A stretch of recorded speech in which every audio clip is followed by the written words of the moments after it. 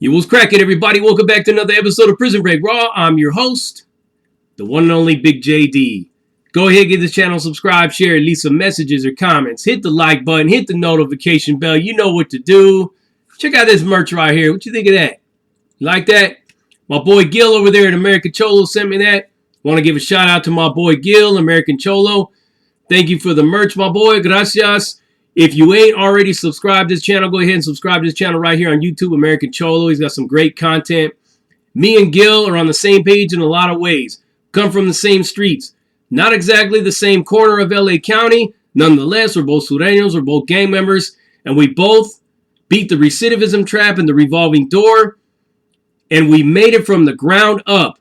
In Gil's case, he has his own business, owns his own homes, got a beautiful family, and he gives back. His content is real, non-sugarcoating, coming straight from the heart. We like that right here at PBR, and we're going to be doing a collab sometime down in the future, so check that out when it comes. It's pretty fitting that I'm wearing this shirt for this particular video because of what it's about, and you're going to hear right now exactly what it's about. But first, let me say that when I tell you to leave me messages and comments, I tell you that because I read all of them. I may not respond to every single one of them. Some of them are just so outlandish and so off the wall and proves my point every single day of how soft and emotional some people are. But every now and then you get that one comment that just sticks out. It's like a voice in a crowd and only you hear that one voice. And this message right here we're going to talk about was the one. Now, Prison Break Raw is viewed in a lot of different ways. Some people see it negative, other people see it positive. Some people get one message out of it and others get a different message. It's all perspective, right? Depending on what your mindset is when you're going into it. If you're objective and you're looking for the experience, well, then you're going to get what you're looking for. But if you coming in here and then you allow me to get in your head, and you're getting all emotional and you're leaving me 10,000 hate messages in a row, then you're not really getting anything out of it. And you're probably just wasting your time. But this cat right here that we're going to talk about actually got something out of it that saved his life and saved his family's life from years and years of heartbreak, loss, and separation. My boy Angel Lopez made my day with this comment right here. And this was on the Respect and Loyalty video. You go ahead, check it out if you want. But here's what he wrote. I want to share this with you. He put, JD, I just want to tell you that I appreciate everything you do. Before you came along, I was really into the gang life. And even with me having kids, I was still out there trying to become someone. A few months ago, I was with the homeboys and they were planning on a crime to the nature of murder. I was told I had to do this to be an official member, and I was down for it. In the next few days, I started watching your videos, and you changed something in me. I finally told the boys I was not down for it, and I don't want to be a part of none of it. I'm happy I didn't go along with it because they did, and all of them ended up getting caught. Thank you for blessing my life. Much love, Carnal. Much love back at you, Angel. Thank you for that, because you validate why I do this. I mean, every now and then, somebody like me gets the thought, why do I do this channel? Why do I come on here? Is it going to be anything? Am I getting through to anybody?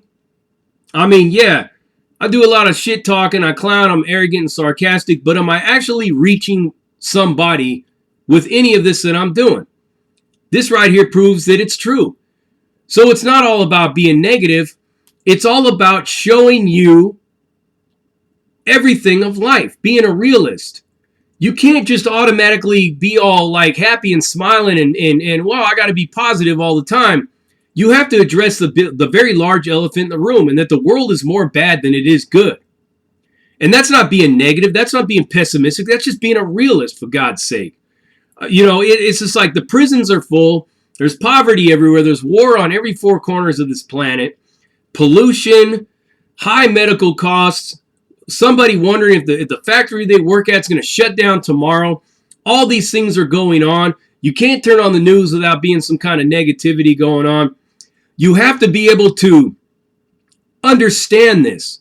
And instead of trying to take the everybody wins first place in a race approach, and be happy and smiling all the time and living in fantasy land, you have to see things realistically. And to be an individual and a free thinker, you have to break free from the herd mentality. You have to separate yourself from the optics. You have to separate yourself from the external stressors that so many of us rely on and depend on to guide us off of the plank and into the Davy Jones abyss, the bottom of the ocean. And that's basically what life is all about. Optics and information from others. But when you really think about it, you possess everything within yourself to make a decision. You could use examples and influences outside of yourself, something that latches onto you and that says, you know what, maybe I shouldn't do this. It's something, you look at life as it like it's a message. Everything that you get from any of these channels, from anything in life, is a message for your ears. There's a learning experience meant for you to get, and it's something that's supposed to help you either develop you in a positive way, or it's going to tear you down if you allow it, if you so choose it.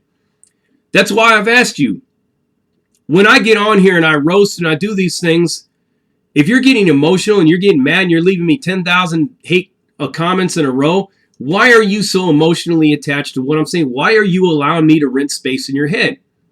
And then people will turn it around and say, well, it's you. You're negative and you're... Look at, if I had any kind of emotional attachment to any of this that I do, right? You would know it. Because when I'm roasting somebody, you don't hear me calling anybody bitches, punks, lames, rats, anything like that, pussies, because that would prove that you have an emotional attachment to what you're saying. I give you the information according to my perspective, my viewpoint, and that's all it is. I also try to give you some tips on how I move through life. How was I able to achieve all this with nothing, with no help from anybody at all? I was expected to fail on all accounts. The most intelligent, educated minds at Quantico, at the FBI Academy, the behavioral science unit and everything, people said that this man is going to fail. And they were all wrong. Why? Because I broke free from their optics. You know what I'm saying? And I was able to use things that I hear as a message for me to grow. You're not just telling me to do it exactly this way. There's something that I'm getting out of that, and I think to myself, I use my own self-talk, my own inner ability to reason in this world. That's exactly what Angel did. He found something that caught his attention, that triggered him in the right way. And look at where he's at now. I mean, the man has a beautiful son. He's successful. He has a loving family. All that could have been taken away. And it reminds me of an old cellie that I once had many years ago. He was older when I got there, but he had been down for several years. He'd been down for already about 15 years, maybe longer, when I touched down in his cell. Double life sentence for a double homicide, right? 17 years old. Had an old lady that was pregnant. She was going to have his kid. But he decided that he wanted to continue to live in the street life, continue to gangbang. He went out with his boys. They did a gang-related murder or murders. He got caught. He got double life. He has never seen his kid anywhere outside of a prison visitation room. And since they took the family visits from the lifers in California, he's never really been able to spend more time with his wife outside of a couple of hours in a visiting room and to hold her hand, hug her at the beginning and kiss her, and then hug her at the beginning and kiss her at the end. No intimate contact whatsoever. Anytime his child is having bad grades or struggling at school or deciding what electives or what sports to take, he ain't there to be a father for that child because he made that bad decision. And he used to tell me all the time, I wish that I'd never did it. I wish that I would never answer that phone call. I should have just said no. And he told me that if you ever become a family man, the minute you become a family member, be done with that shit. Sever your ties from that life, because I promise you, you will regret it later. I regret it every single day. Sometimes I would even hear him crying at night, even after all those years. And remember, this dude's a killer, man. The optics that you would see of this guy, you would think, man, this dude's a stone cold killer, man. He's a solid cat. He's not afraid of nothing. Got no emotions. He's that. But he was a human being that made a mistake. He made one bad decision and it changed his life forever. And believe me, he thought he was going to get away with it.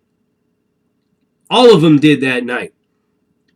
They were all talking about, yeah, man, well, this is going to be great, man. This is going to be great. We're going to murk these fools. And then we're going to get high. We're going to get drunk. We're going to cruise around the neighborhood. We're going to do this. We're going to do that. All their positive self-talk didn't do shit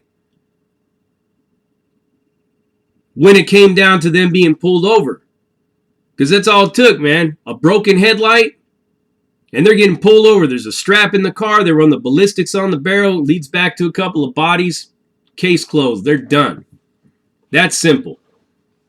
And that's why I say to always look at life as a perfect balance between positive and negative, because both of them are active forces in your life.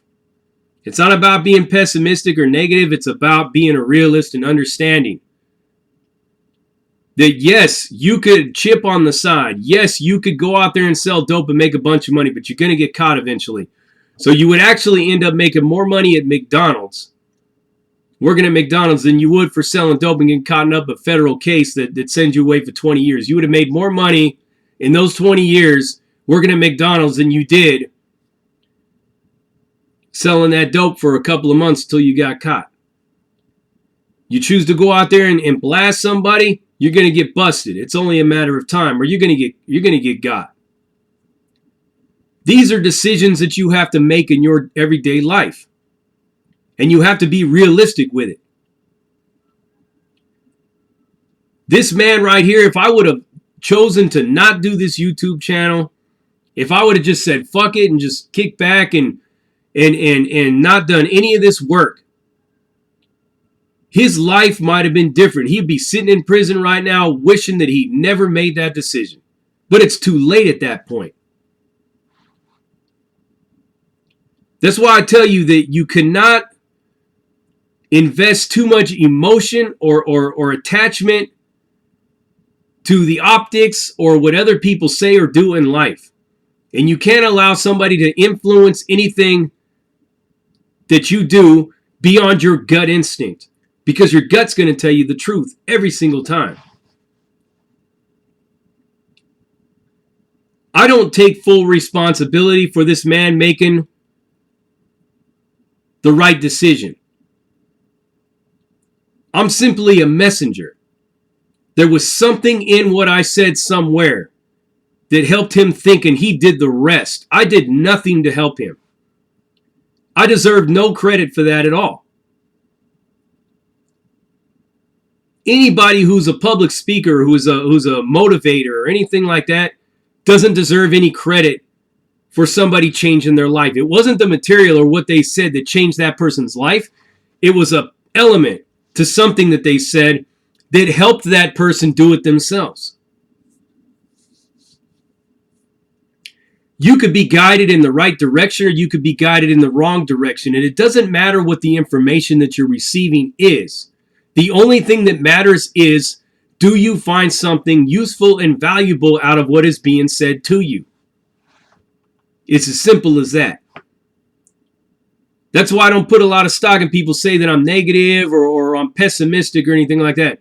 I'm far from it. If I was negative and pessimistic, I wouldn't have everything that I have, and I have a lot. I have a lot. But I know that everything could be taken from me at the drop of a hat from one bad decision. I rely on my gut. I have separated myself from the herd mentality. I have seized control of my individuality and free thought. And I don't have any emotional attachment to anything that anybody says or does, especially if it has no bearing on my life at all. If it doesn't physically, emotionally, psychologically, financially affect me, I don't care what anybody else says or thinks. It doesn't matter to me. If I got a bunch of dudes coming over to my house and they're like, hey man, that guy just called you a bitch over there, man, you better go handle that shit. Well, I'm not going to do that. Why? Oh, you're a punk, you're a lame, you're scared, you're a coward. Okay, I'm punk, I'm lame, I'm scared, I'm a coward. But you know I'm a punk, lame, scared, and a coward going to my own refrigerator and pulling some food out and microwaving it in my own microwave. I'm going to get on my cell phone and make 1,000 calls. I'm going to play some video games on my computer. I'm going to turn on my DirecTV. I'm going to get in my car and drive down to the lake or the river and go fishing. Instead of biting into the optics or the external stressors and go over there and punch that dude in the face, he falls just the right way to where he breaks his neck and dies. If you ain't knocking at my back, I've said it before, if you ain't knocking at my front or back door, coming at me and you on my property, I don't care what you say. I don't care what you think. It don't matter to me. I'm going to speak my mind. If you don't like it, you come knock at that door.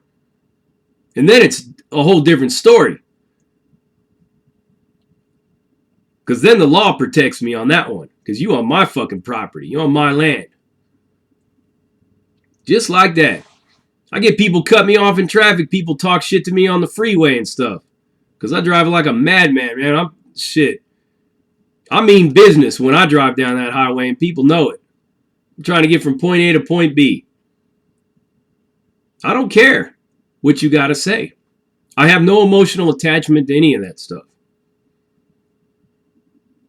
And if that's all you get out of this, well, then I've done my job. And I've always said it, if I can help one person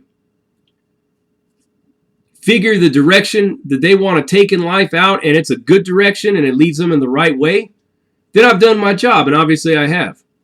Mission accomplished. Even if I never make another video for as long as I live, I know that I saved Angel and his family from a lifetime of misery and heartache. And that's slapping you with that, you know what, a reality. And that's what it is. Prison Break Raw, uncut, uncensored, no holds barred, non-sugarcoated, non-politically correct, all up in your face, slapping you with that. Well, I already said it. I don't need to say it again. Dick of reality. And I'm out.